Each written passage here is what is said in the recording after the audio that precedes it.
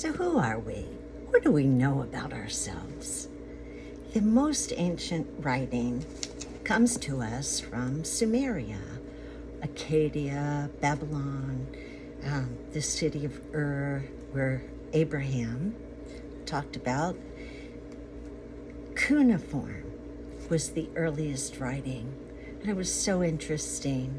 It was the end of a stilo or a pen that just made like triangular marks in clay.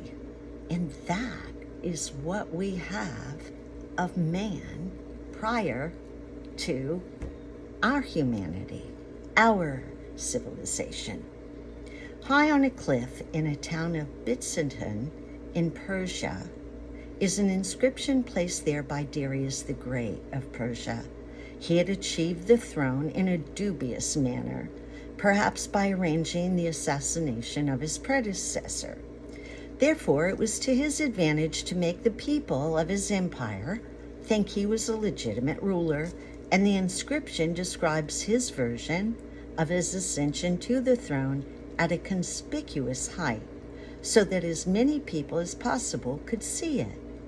That was the nearest an ancient could get to a television speech in prime time, to make sure that as many of his subjects as possible understood the message.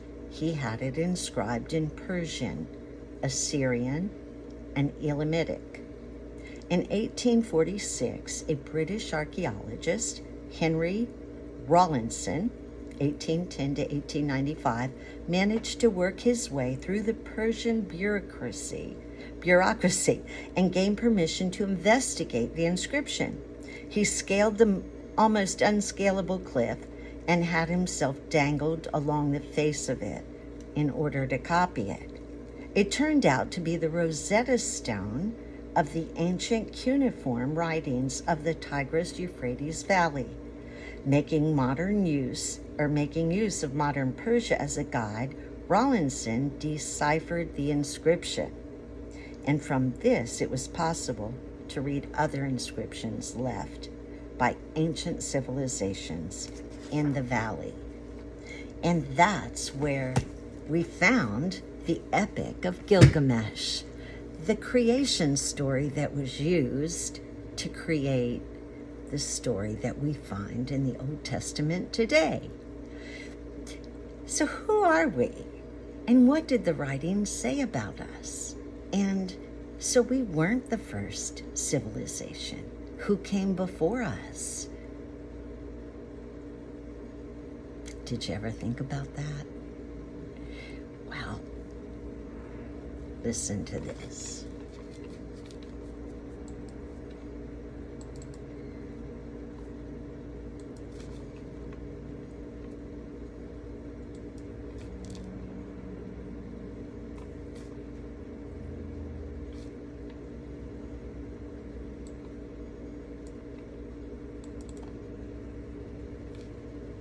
Note, this needs a little explanation.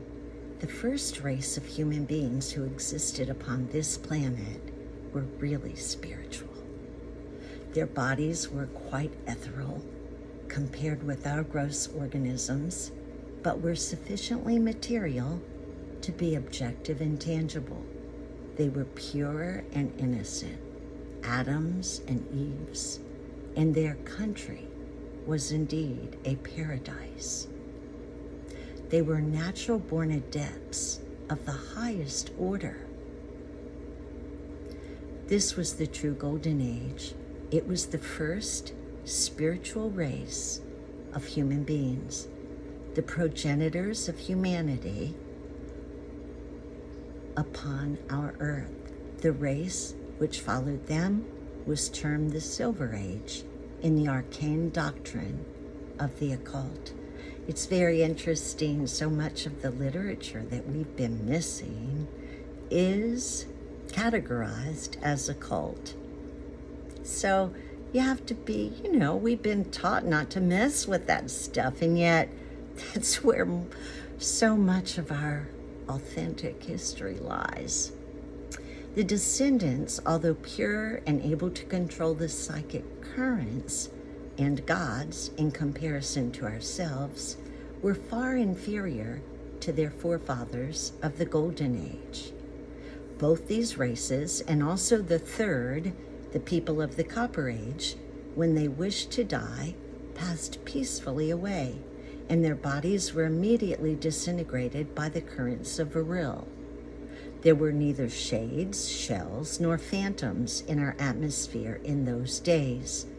The third, or Copper Age, people were as inferior to those of the Silver Age as were the silver to the golden. Mankind was on the downward cycle. Lies, deceit, and deception. I won't go on.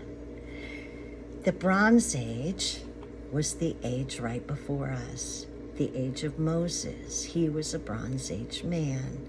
And Moses left for us the code to humanity.